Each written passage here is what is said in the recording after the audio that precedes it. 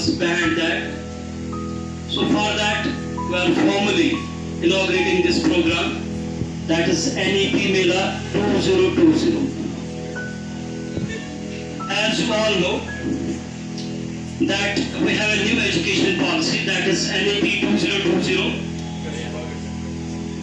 And this policy has changed the whole scenario of education sector from content based to competency based. We have shifted the whole education system.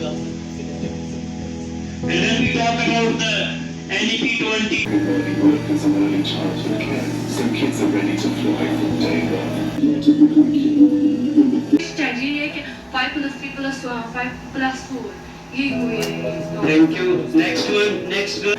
जो 1996 का इन्होंने जो education policy adopt करी थी उसमें ज़्यादा skills. Fourth thing is that it should be a skillful education system, and once it will be implemented, the hope of our India is to become a superpower in education sector.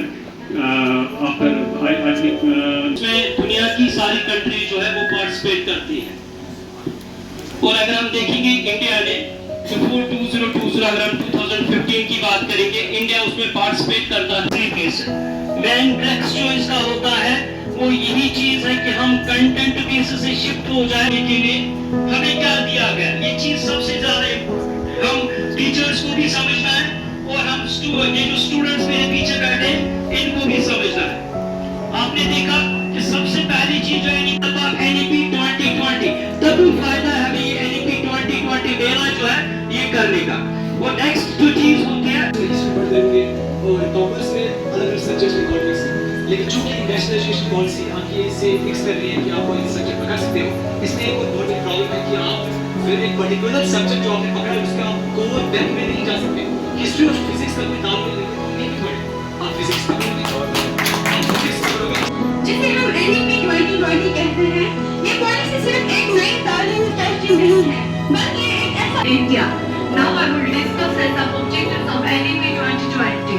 Promoting disciplinary learning and collaboration. Meet the needs of Just a document.